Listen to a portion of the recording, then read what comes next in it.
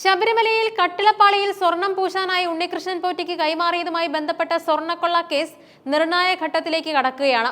കേസിന്റെ മുഖ്യപ്രതി മുൻ ദേവസ്വം ബോർഡ് പ്രസിഡന്റുമായ എ പത്മകുമാർ നൽകിയ മൊഴികളുടെ അടിസ്ഥാനത്തിൽ അന്നത്തെ ബോർഡ് അംഗങ്ങളായിരുന്ന എൻ വിജയകുമാറിനെയും കെ പി ശങ്കരദാസിനെയും വീണ്ടും ചോദ്യം ചെയ്യും. ഈ ചോദ്യം ചെയ്യലിനും ശേഷം ഇവരെ അറസ്റ്റ് ചെയ്യാനുള്ള സാധ്യതകളാണ് നിലവിൽ ശക്തമാകുന്നത്.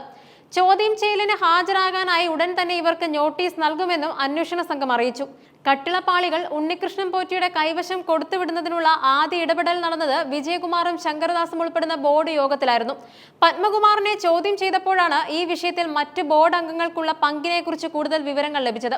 പാളികൾ പോറ്റിക്ക് വിട്ടു നൽകിയത് തന്റെ മാത്രം തീരുമാനമല്ലെന്നും ബോർഡിലെ മറ്റ് അംഗങ്ങൾക്കും ഇതിനെക്കുറിച്ച് അറിവുണ്ടായിരുന്നുവെന്നും പത്മകുമാർ മൊഴി നൽകി. ഈ മൊഴിയാണ് കെ പി ശങ്കരദാസിനെയും എൻ വിജയകുമാറിനെയും കേസിൽ നേരിട്ട് കുരുക്കിലാക്കിയത്.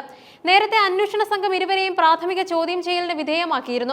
എന്നാൽ സ്വർണ്ണക്കൊള്ളയിൽ പത്മകുമാറിന്റെ പങ്ക് സ്ഥിരീകരിക്കുന്ന കൂടുതൽ വിവരങ്ങൾ ലഭിച്ച സാഹചര്യത്തിൽ കാര്യങ്ങളിൽ വ്യക്തത വരുത്തുന്നതിനായി വിശദമായ ചോദ്യം ചെയ്യൽ അനിവാര്യമാണെന്ന് SIT തീരുമാനിച്ചു. ഉണ്ണികൃഷ്ണൻ പോറ്റി ദേവസ്വം ബോർഡിന് അപേക്ഷ നൽകട്ടെ എന്ന നിലപാടാണ് അന്ന് എൻ വിജയകുമാറും കെ പി ശങ്കരദാസും സ്വീകരിച്ചതെന്നാണ് പ്രാഥമിക അന്വേഷണത്തിൽ കണ്ടെത്തിയത്. കേസിൽ പത്മകുമാറിന് ഏറ്റവും കൂടുതൽ കുരുക്കായത് ദേവസ്വം ബോർഡ് മിനിറ്റ്സിലെ അദ്ദേഹത്തിന്റെ സ്വന്തം കൈപ്പടിയിലുള്ള തിരുത്തുകളാണ്. ബോർഡ് യോഗത്തിലുള്ള അജണ്ട നോട്ടിലെ 30-ാം ഇനത്തിൽ ഉദ്യോഗസ്ഥൻ നൽകിയ ഫയലിൽ പിത്തളയിൽ എന്ന ഭാഗം വെട്ടിമാറ്റി ചെമ്പുപാളികളെന്ന് സ്വന്തം കൈപ്പടിയിൽ എഴുതി ചേർത്തതായി SIT കണ്ടെത്തിയിട്ടുണ്ട്. കൂടാതെ പാളികൾ പോറ്റിക്ക് നൽകാമോ എന്ന ഭാഗത്ത് അനുവദിക്കുന്നു എന്നെഴുതി ഒപ്പിട്ട് നൽകുകയും ചെയ്തു. കട്ടിളപ്പാളയിൽ സ്വർണമുണ്ടെന്ന് വ്യക്തമായ അറിവുണ്ടായിരിക്കെയാണ് പത്മകുമാർ ഈ തിരുത്തലുകൾ വരുത്തിയതെന്നാണ് അന്വേഷണ സംഘത്തിന്റെ കണ്ടെത്തലും. കൃത്യനിർവഹണത്തിൽ വീഴ്ച വരുത്തിയാണ് ബോർഡ് ഈ തീരുമാനമെടുത്തതെന്നും ബോർഡ് തീരുമാനത്തിന്റെ അടിസ്ഥാനത്തിൽ 2019 മാർച്ച് 20-ന് ദേവസ്വം സെക്രട്ടറി പോറ്റിക്ക് സ്വർണ്ണപ്പാളികൾ നൽകാൻ ഉത്തരവിറക്കിയെന്നും റിമാൻഡ് റിപ്പോർട്ടിൽ പറയുന്നുണ്ട്. പത്മകുമാറും ഉണ്ണികൃഷ്ണൻ പോറ്റിയും തമ്മിൽ സാമ്പത്തിക ഇടപാടുകൾ നടന്നതായും അത് അഴിമതിക്ക് തെളിവാണെന്നും SIT കണ്ടെത്തിയിട്ടുണ്ട്. പോറ്റിയും കൂട്ടാളിയും നടത്തിയ സ്വർണ്ണക്കൊള്ളയ്ക്ക് പത്മകുമാർ ഒത്താശ ചെയ്യുകയും ദേവസ്വത്തിനും ശബരിമലയ്ക്കും വലിയ സാമ്പത്തിക നഷ്ടം വരുത്തുകയും ചെയ്തതായും കണ്ടെത്തിയിട്ടുണ്ട്. കൂടാതെ ഉണ്ണികൃഷ്ണൻ പോറ്റിയുമായി അടുത്ത ബന്ധമുള്ള നിരവധി ഉന്നതരുടെ പേരുകളും പത്മകുമാർ മൊഴിയിലൂടെ വെളിപ്പെടുത്തിയിട്ടുണ്ട്. ഈ വിവരങ്ങളുടെ അടിസ്ഥാനത്തിൽ കേസിന്റെ വ്യാപ്തി കൂടുകയാണ്. കേസിൽ അതിവേഗം കുറ്റപത്രം സമർപ്പിക്കാൻ അന്വേഷണ സംഘം ശ്രമിക്കുന്നതിനാൽ മാപ്പുസാക്ഷികൾ അനിവാര്യമാണ്. കേസിൽ നിർണായകമായ മൊഴി നൽകിയ മുൻ ബോർഡ് അംഗം N വാസു മാപ്പുസാക്ഷിയാകാൻ സമ്മതിച്ചേക്കുമെന്നും സൂചനയുണ്ട്. അതുപോലെ കെ പി ശങ്കരദാസിനെ മാപ്പുസാക്ഷിയാക്കാനുള്ള സാധ്യതകളും SIT പരിഗണിക്കുന്നുണ്ട്.